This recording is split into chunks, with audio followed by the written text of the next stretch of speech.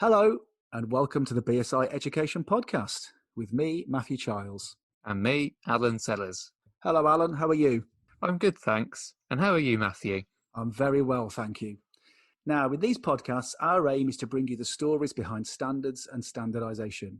In this episode, we focus on the stories behind one standard in particular, the International Health and Safety Management Standard, ISO 45001, and it's the first of our Standards in the Spotlight. ISO 45001 is designed to prevent work-related injury and ill health and to provide safe and healthy workplaces.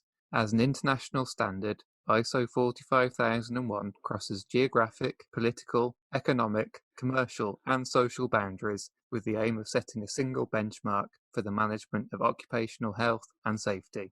Our guests for this episode share their experiences of being at the heart of the development of this standard.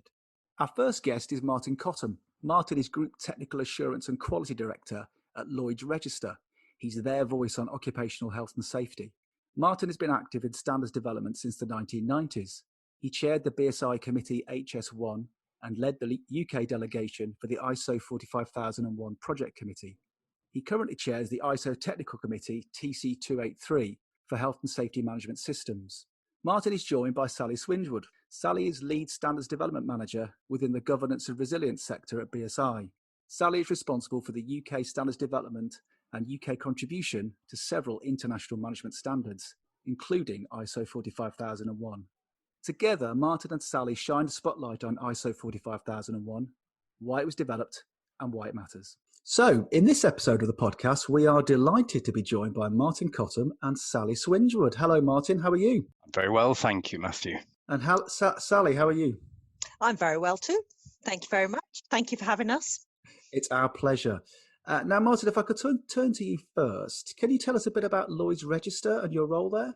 Yes, sure. So Lloyd's Register is a global organisation which provides professional services for engineering and technology, the main focus being to improve safety and to increase the performance of critical infrastructure. In fact, the organisation is owned by the Lloyd's Register Foundation, a charitable foundation. Now, my role as Group Technical Assurance and Quality Director for the group is that I lead the team that's responsible both for technical governance and for quality management. So that includes coordinating our management system, maintaining our own certification to a variety of management system standards, and also accreditations for our organisation to operate as an inspection body, as a management system certifier, a product certification body, and a notified body. And I'm also the team's responsible for managing our internal audit programme and reporting to the executive and the board on quality performance. And that means I'm very much a user of management systems in my day job, and then I combine that with a role in standards, which means that I'm involved as a writer of management system standards and also have experience of auditing people against management system standards. And that's quite a useful combination of experience around the use of management systems in different ways. Now, we're going to come back to your standards journey in a second, if that's okay, Martin. But Sally, how about you? What's your role at BSI? I'm a lead standards development manager, which means I have a specific portfolio that I'm responsible for in the business improvement and occupational health and safety team. So my key areas of work are occupational health and safety management and quality management. I work with national stakeholders and international stakeholders. I manage the UK committees for those areas of work, and I also manage the international committee for the health and safety management. Excellent. Now, as I said, in these podcasts, we're always keen to learn about the standards journeys of our guests. Sort of, how did you get here? So, Martin, how about you? You are steeped in standards, I think it'd be fair to say. So how did you get to this particular point? What's your standards journey? Well, my background career-wise, Matthew, is in risk assessment and risk management in the major hazard industries, so the development of safety cases in areas like nuclear and oil and gas and so on. At some point in my time at LR, I was asked to get involved in the development of occupational health and safety management system certification. It was a time at which clients who who already had that kind of certification for their quality and environmental management systems were beginning to ask questions about, well, was there an equivalent offering for their management of occupational health and safety? And so that became the focus of my role. And it was suggested to me that it might be useful to join the BSI Committee for Occupational Health and Safety Management, as it had recently produced a guidance standard, which was in fact being used as the basis for assessment by some organisations. And the committee was also discussing the possible case for proposing the development of an international standard in that field. That was 1997. I've been a member of the committee ever since then. I chaired it in the period 2013 to 2018, which was exactly the period in which ISO 45001 was being developed by the ISO Project Committee. And then after publication, a permanent technical committee was formed at ISO, Technical Committee 283, and I have chaired that committee since its formation, i.e. for the last 2 years. That's excellent. I was chuckling there because I think you were chuckling yourself. I think once you get involved in standards, you can check out, but you can never leave. I think once you start in this world, it's very difficult. It's very difficult to leave. But Sally, how about you? What's your how did you get to this point? What's your standards journey? Well, to be honest, Matthew, I'm still slightly surprised I'm here. It wasn't a plan. It was somehow one of those winding paths that led me to a place that I'm very glad I got to, without a destination in mind. My background is in publishing. I was a journalist and editor for many years. And then I took on a role in a small business where I was suddenly made responsible for occupational health and safety with no training and no knowledge. And I had to learn very quickly and implement a system. I didn't know standards existed. I didn't know there was anything out there to help me. So having implemented quality management processes and systems in magazines to make sure that those were done properly, I then found myself implementing management systems for health and safety in a physiotherapy centre. And then I went into the civil service and ended up working on quality management in there as well for the Crown Prosecution Service in a particular department. So it was a strange mix of skills that landed me at BSI, but one which suits my experience as it happens rather well, because it combines my ability to draft, to write and to edit with my people experience. So the focus of this podcast then is about the standard ISO 45001. Again, Martin, maybe I could turn to you. I'm interested in the sort of background and rationale to the standard. Why was it developed in the first place, and what were the drivers for it? I think that's a fascinating question with this particular standard, Matthew, and I've often asked myself the question, why do we end up doing it at this particular time? Those who are familiar with management system standards will know that the major standards are ISO 9001 for quality and 14001 for environment. And they have been around for a very long time. And you can't help but wonder, so why did it take so long? Why have we only just got round to having a standard for occupational health and safety management? And in some ways, I think that also points to the difficulty we then had in developing that standard, because by the time we came to write it, we'd arguably had, certainly in the Western economies, the best part of 150 years of safety culture and regimes that had been built up around safety legislation, which differs quite significantly by country. So why did we then move to having a management system standard when we did? And I think that's two things. One, I think there was a general recognition in the world of safety that there was more to it than legislative compliance. In fact, in many ways, we in the UK, I think, had led that journey with our move starting even from the 1960s, towards a more risk-based approach, and the recognition that with changing technology, you can't always rely on keeping up prescriptive legislation being kept up to date. The onus has to be on the organisation to understand its risks and to manage it. So legislation was already moving us, if you like, in the direction of an organisation understanding its own risks and having systems in place to respond to that. But I think the other driver was the thing I referred to at the start, the existence of other management system standards for other disciplines like quality and environment. Many organisations run combined QHSE functions, for example. And so some parts of those functions we're very familiar with using management systems. And so I think there was a sort of levelling up there where people began to think, well, it would make sense to have a standard for the overall management of OH&S as well. 45,001 replaces OSAS 18,001. Why now? Why has it become an ISO standard? What's the reason for the change? I think the main reason for the change was that in many people's minds that an ISO standard always represented the desired endpoint, but it proved quite difficult in those first occasions back over 20 years ago when ISO was first debating whether it should develop a standard in that space to get the necessary consensus to proceed.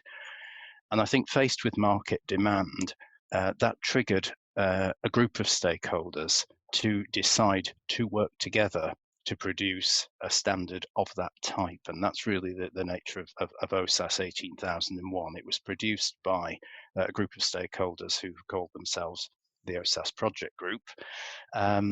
And they established that document using the standard ISO management systems very much as a model. So it did have a family resemblance, but it didn't have the same credentials that an ISO standard would have. And I think the key differentiator there was the stakeholder mix.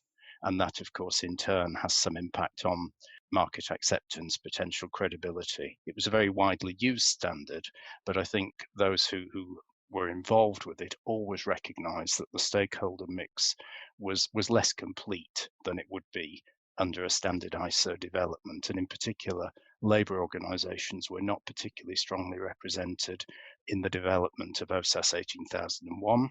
And I think that's very evident then. The impact of bringing more of those stakeholders into the mix becomes evident when you compare and contrast the two standards, because 45,001 is much stronger in its recognition of the importance of worker participation. Just on that, Sally, Martin's mentioned there about the stakeholders involved. Could you just take us inside the process? Who was involved, the sorts of stakeholders involved in developing this particular standard?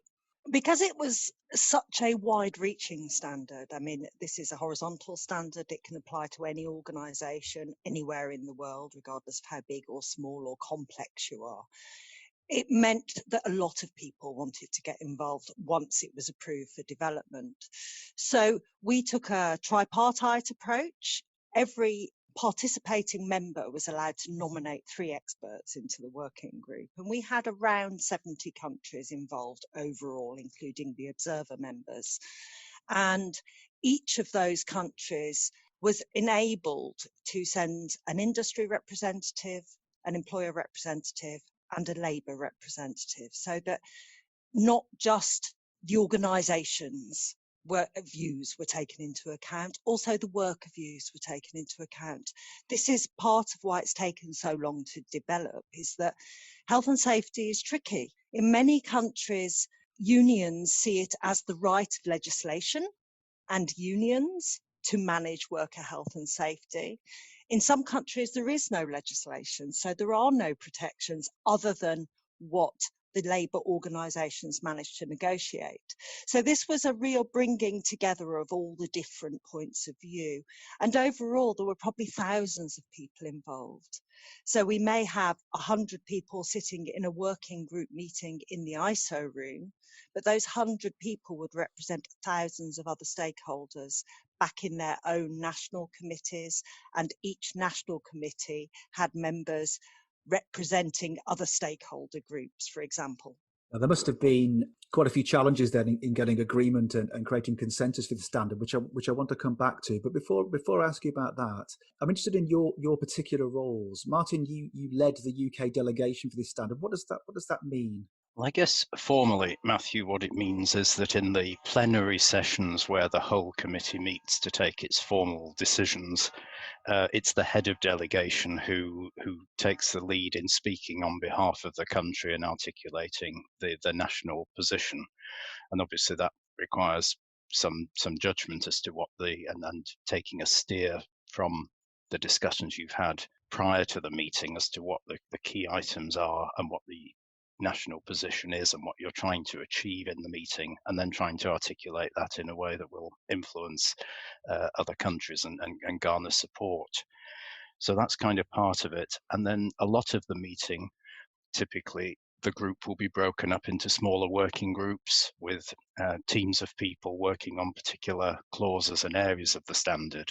And I think there the role of the head of delegation is just to make sure that there's time found for the team, the UK team, to come together and keep track of what the progress is in the various parallel activities and identify anything that is, anything surprising that's happened, positive or less positive, and work out what our tactics are to try and influence the argument on things that really matter to us. And Sally, from a national standards body perspective, BSI's particular role in the development of ISO 45001? Well, BSI had the secretariat, the leadership for the project committee that developed this. So BSI was in overall charge of project managing it and making sure it happened. My specific role was to ensure that the national committee's views were heard, that we sought out stakeholder views, came together as a committee, agreed which views to put into ISO. And then in the meetings themselves, I would support the UK committee. I would make sure that the various people from the UK who were at the meetings, often working in smaller groups, as Martin said, that we coordinated, that we caught up with each other and knew what was going on and identified the big issues. And working in those smaller groups, I often worked with Martin. I acted as secretary for our particular task group on risk and planning, which was quite contentious. There was a lot of discussions and a lot of iterations in our particular task group. We even had some additional meetings outside of the standard ones. And so I would be the one who has actually had my fingers on the keyboard and tried to make sense of the discussions and turn it into simple language that everybody in the room, regardless of their native language, could understand, trying to make it as clear as possible in a difficult subject area. You both mentioned that this is obviously an important standard involving a huge array of experts and stakeholders. I'm interested in the sort of challenges that you faced with this particular standard around getting agreement and consensus. How do you make sure that the different attitudes and approaches and perspectives are incorporated into an international management standard? How does that happen? I think a lot of that is a challenge for whoever is facilitating the group at the time, Matthew, whether it's a subgroup or the committee as a whole. In fact, it's probably just worth touching on the fact that, of course, the role of chair of the committee, as the role I now have for the ISO committee, contains, in a sense, both short and long-term elements. The long term is to be thinking about the sustainability of a committee, the diversity, whether it covers all relevant stakeholders, that kind of succession planning, that kind of thing for leadership of roles, to make sure that the committee isn't just recycling the same individuals to lead things repeatedly when others are looking for the opportunity to gain that experience. But the other side of it is the short term, which is managing the discussion in the moment, which is trying to make sure that everybody gets a fair chance to speak. That means encouraging some people to speak and perhaps encouraging others to speak less, and to try and pull together from what one's hearing and help clarify for people what perhaps you're hearing in terms of points of common understanding, similarity of view, what are the points of difference, and try to probe a little bit to understand what the different positions are, because it's important, I think, to remember in the ISO world, an awful lot of people are having to work in a language which is not their native language. We have a huge advantage as Brits in the fact that the work is carried out in English. But it does mean, of course, that people need time to formulate and articulate their ideas. And also they may need some help to actually communicate that, or people may need a bit of help to understand what the underlying point might be. So all of that really is why sometimes these discussions can be quite long and quite challenging because one's trying to peel away and understand what lies behind the language in terms of sometimes different national perspectives and cultures which affect the way people view individual issues. I remember us getting quite bogged down at one point discussing consultation and involvement in decision making, and realizing that actually there were two words on the table which were completely differently understood by different groups of people within the room. And once we had that understanding, but it took a while to get there, at least we began to move forward a little bit. So that's kind of some of those challenges. I think that's right, Martin, and I think it's worth talking about the fact that a lot of our consensus building doesn't take place in the main meeting.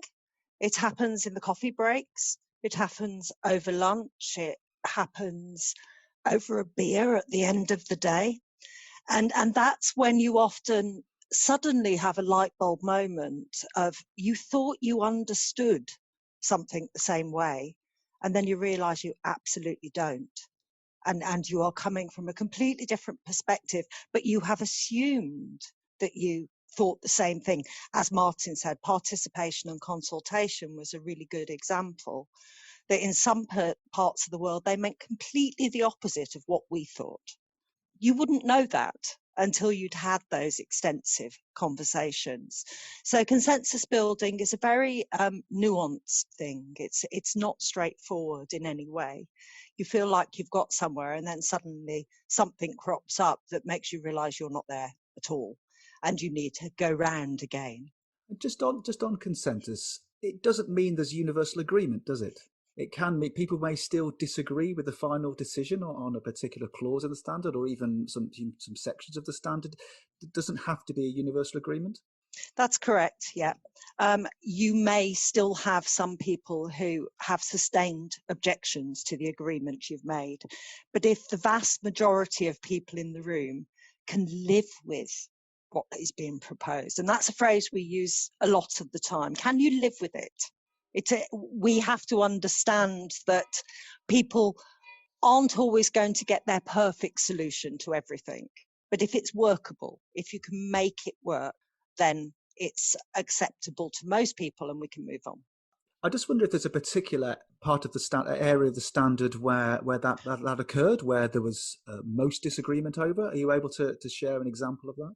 Yes, there were some areas which were much, much harder to get consensus on than others. For example, the section on outsourcing and how we manage the supply chain in terms of health and safety, partly because in some countries there is legislation about it, and we have to be very careful not to be in conflict, but that's very difficult when you're dealing with hundreds of countries, potentially. And also because our understanding of what outsourcing was very different in different parts of the world. So that took a lot of time to resolve. In fact, I would say probably, Martin, it was the last issue we finally resolved to get agreement to put the standard out for final ballot. Yeah, I think we all agreed at the time, didn't we, Sally, that outsourcing was an important issue for the standard to address. And yes, a lot of blood, sweat and tears went into trying to sort out exactly what should be said there. And it's so important with the growth of global supply chains and those concerns that, you know, we may be vulnerable if we're not careful to exporting OH&S risks down the supply chain to organizations in other countries who are just not as capable of dealing with them, and therefore we're exporting harm to other countries. But I think we'd all concede, those of us involved, that it remains perhaps a weak area of the standard that we'll want to have a close look at and aim to improve at the next revision.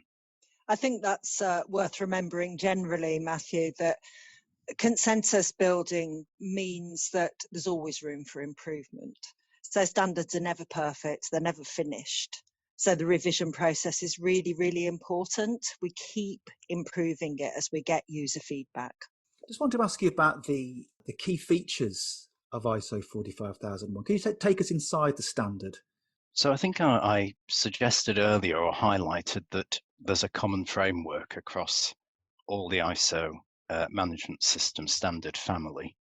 And I guess that is probably best described by saying it itself describes how to implement the plan, do, check, act cycle for an organization to understand its situation, what it's trying to achieve, put arrangements in place, measure how that performs, and then take appropriate action to improve. So all management system standards in many ways work to that common model. There are, however, some particular features, I think, about ISO 45001. All management system standards, to some extent, emphasize the importance of leadership, but I think that 45001 probably goes further than most in emphasizing that point, which I think is well reflected also, of course, in many countries in safety legislation as well. Where the standard is very distinctive when compared to other ISO management system standards is the amount of emphasis on worker participation. So that's consultation, involvement in decision making. So that's a particularly distinctive feature of the standard. And then the other thing I think I'd highlight is that all of these management system standards now talk about the organization understanding its context, by which it really means the external environment in which it's operating, the internal environment of the organization and its own characteristics, and the needs and expectations of stakeholders. And what that's saying really is that the management system is there as a tool to enable the organization to respond to the environment in which it's trying to work. And so, that sense that perhaps we had, in that historically, that sort of management system standards were prescribing a sort of cookie cutter approach, which was, well, there's 16 things to do here and you just have to do those. I think standards have increasingly tried to find ways of emphasizing to us, no, there may be some common principles of things you need to be doing, but the whole thing needs to be tuned to the nature of the organization that you are, what you're trying to achieve, the environment in which you're trying to achieve it. I think the other thing is the whole risk-based approach. It's building on what Martin has said. It's cyclical. It's not a one-time thing. You don't go down your checklist and tick them off and say, yes, I've done that, so we're fine now. Everybody's safe, everybody's healthy, nothing bad will happen. It's very much about understanding that risks change all the time, and you have to keep your eye on them, and you have to keep checking that things are working and taking actions to improve what you're doing or fix problems. You have to understand why things happen. So I think that's a key part of 45001. It teaches organisations to be proactive in looking at what's going on, in seeing what's coming, and managing it before it happens, before the worst case scenario happens, managing it out as far as you can, or reducing the impacts. If you can't eliminate that risk, making sure that the impacts of something happening are lowered, as low as you can make it. So from an organisation perspective then, if I was using the previous standard, OSAS 18001, I'm now adopting 45001, what differences would I be, what changes would I be making within the organisation? And I suppose from an employee's perspective, how would I experience the differences between the two approaches? It's an interesting question, Matthew, because I think the answer would be very much dependent on the organisation. And actually, you might not experience any change, because remember, organizations develop their own management system, and the standard is, if you like, a reference document which influences what they choose to put within it. But most organizations won't limit what they put into their management system to be, well, if I can't find any basis for it in the standard, I wouldn't consider doing it. So, this theme I've talked about earlier of this sort of strength of emphasis now on worker participation in 45001, there'll be lots of organizations who had that participation alive and kicking, even though it wasn't as strongly called for in OSAS 18001. So they may have needed to make very little adjustment and looked at the new standard and said, yes, but we're already compliant with this, we already do it. But there will be organizations where those clause by clause comparisons do throw up things which perhaps they hadn't thought about, and they may need to think of making some adjustments to their management system just to make sure that they can demonstrate that they do meet all the specified requirements.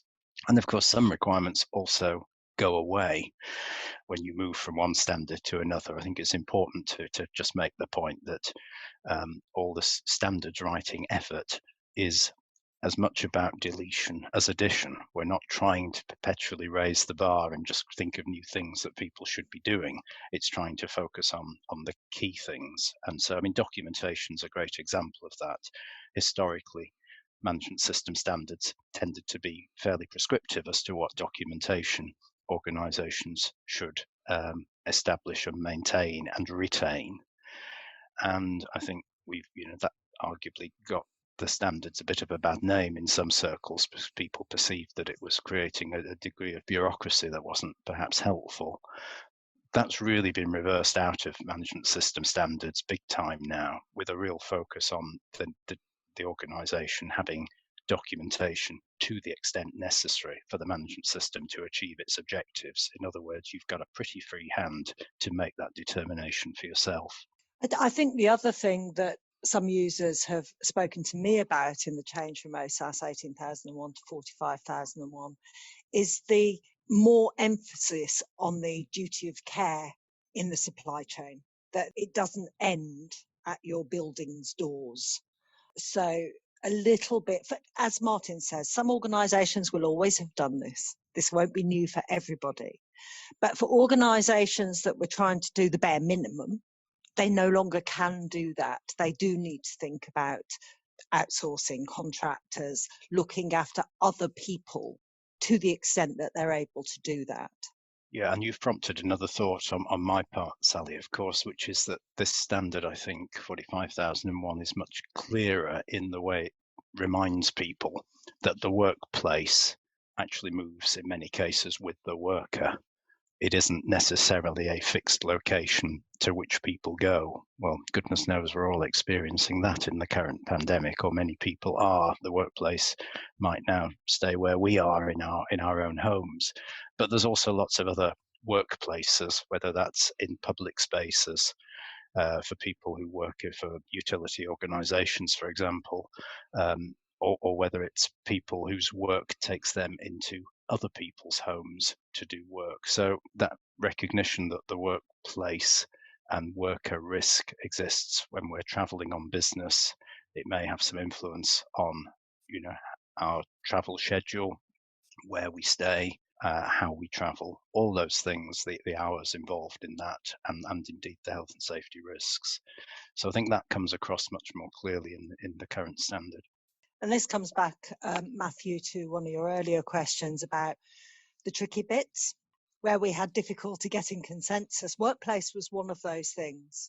We had extensive conversations just relating to our own situation of there we were, 100 odd people sitting in a room, I think it was in Casablanca, and we were going, but surely this is our workplace right now because we are working on behalf of our organisations, and how much control do our organisations have over this workspace, and how do you manage our health and safety when our work takes us to airports and on aeroplanes and into little restaurants in Morocco and all of those other things. So that was a big area of discussion because, of course, our organisations, our employers, still have a duty of care to us when we're thousands of miles from where their headquarters are. I think, Sally, you probably made the greatest pitch for standards making participation that I've probably ever heard. So get involved in standards and go to Casablanca. So that must have been a hardship. But Sally, you mentioned earlier on about standards not standing still. It's constantly evolving process, and standards are reviewed all the time. Where are we currently with ISO 45001 in its life cycle? Well, it was published in March 2018, so not that long ago. But as we've discussed before, that standard took 5 years active work to develop. We began in 2013 to publish in 2018. So we are already at the point where we are looking at preliminary work for a revision of this standard. We're now at a point where we're beginning to get good, solid user feedback, where we know which bits need improving or they need clarifying, the language is difficult, anything like that. And of course, our world is changing. Technology changes everything. A global pandemic makes us look differently at health and safety risks. So we're beginning now to talk about, when we start the revision, what will go into that revision, what extent the revision should be. Should it be a major revision or should it be a minor revision? All of these things are currently being discussed. We will probably ballot to approve or not work on the revision next year. And then we will aim to have a 3-year development cycle on that. When you say ballot there, that is a ballot of ISO members? It's a ballot of the participating members in the ISO Technical Committee, which at the moment is around 80 countries. So Martin, Sally's mentioned there the revision process for 45,001 itself. Sort of what's next for occupational health and safety standards more generally?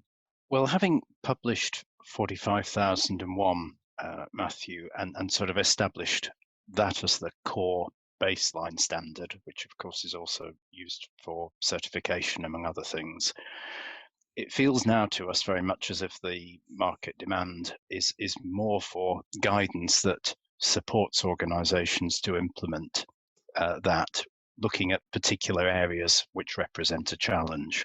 So we've recently published a handbook which is aimed very much at supporting smaller organisations, SMEs you might say, to implement the principles underlying the standard. We're working on a guidance standard in relation to psychological health and well-being in the workplace.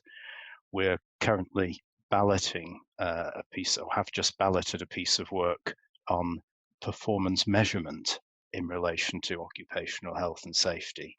So there are specific areas, and in fact one more for the list is that we're considering and looking at the potential benefit of developing something around around pandemic response, given obviously current circumstances and the amount of work that's already been done. In fact, great work by BSI, and we've seen keen interest in that from a number of other countries. So that may point the way as well. So guidance on specific areas, I think, to help people in those niche areas, can I call it that, of OHS, which people find challenging. Sally, did you want to say anything here around the COVID-19 response at all? We have a real issue in that it is a global problem. It is a global pandemic.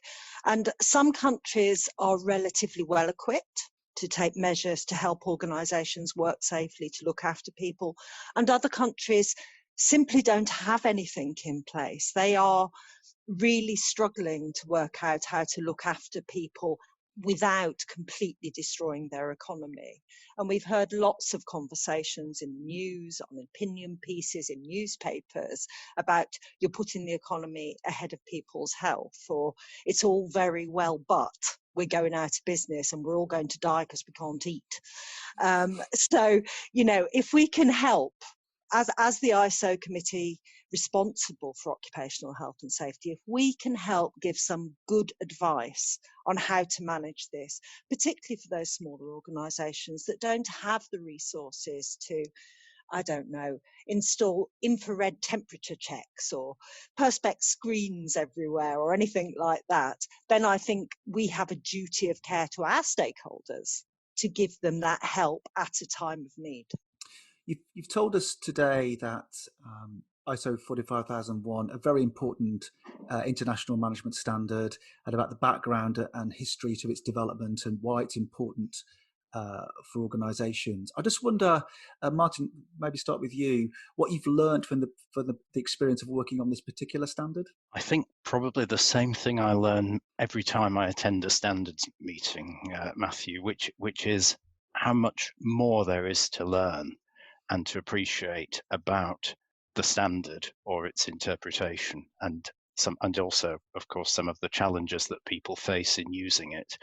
You'd think after 20 years in standards work, it might be becoming a bit repetitive, shall we say, and is absolutely, I just find it completely fascinating that I can still turn up to meetings and listen to the debate and be involved in the debate and think, I'd never thought of it like that before.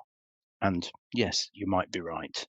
Things that you take for granted or just haven't thought about. And it's amazing how much richness I think there is in a standards document in terms of the amount of effort that people have put into crafting the words, and sometimes done a really good job, sometimes perhaps slightly less well. But the discussion and the debate about what's it really mean, what's the underlying principle, what are the challenges of making that work, absolutely continues to fascinate me. I must say, I really enjoy it. And of course, the opportunity to learn. We mentioned the fact the committee meets around the world. That's very pleasant and very enjoyable to do. But it's also a huge opportunity to learn. Our last physical meeting for Committee 283 was in Kigali in Rwanda, where we were wonderfully hosted. But actually, we took the opportunity to have discussions which really focused on some of the challenges of OHS management for organisations across the many countries from Africa who were quite strongly represented at the meeting. And that was absolutely fascinating for everybody. We learnt in particular quite a lot about the challenges of the informal sectors of the economy, which are quite significant in those countries, but with a gig economy, they're not that insignificant for many countries these days. Of how do you manage OHS when you don't have those sort of formal employment relationships, which is kind of where OHS management has always historically begun. So yeah, huge opportunity to learn and really fascinating. I think the other thing that it's worth mentioning is, for me anyway, standards development has taught me levels of patience I didn't know I had. It's things that for me aren't important are desperately important for somebody else. And we can spend many, many hours discussing something which for the UK is irrelevant or a given, or it's not a priority for us. But that cultural understanding that for some people in other parts of the world, that is absolutely critical. It has taught me a level of patience that I'm quite proud of now, because I don't consider myself to be a patient person, but I'm getting better. In terms of the sort of wider suite of occupational health and safety management standards, are there any current standards out for public consultation? Can people get involved and provide comments on them? Absolutely, Matthew. It's a good timing, that question, because we currently have a standard out for public comment. And I just emphasize that there is public comment process involved in almost everything that we do, and it's absolutely what feeds the whole process. So I'd really encourage people to follow our activities and comment on anything that we're doing as a committee. But in particular, right now, there's an opportunity to comment on the draft of ISO 45003, which is a guidance standard on psychological health and safety and managing psychosocial risk in the workplace. Before we finish, I just want to say that for more information on some of the themes raised in this episode, go to www.bsigroup.com/ISO 45001.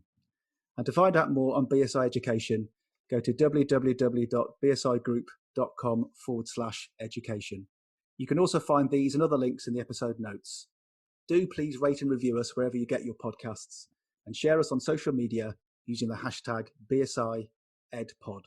And if you have any questions, comments, suggestions, or ideas for future podcasts, then please get in touch at education@bsigroup.com. We really welcome your feedback. All that remains is for me to say thank you, Martin. Thank you, Matthew. Thank you, Sally. Thanks, Matthew. And of course, to thank you for listening.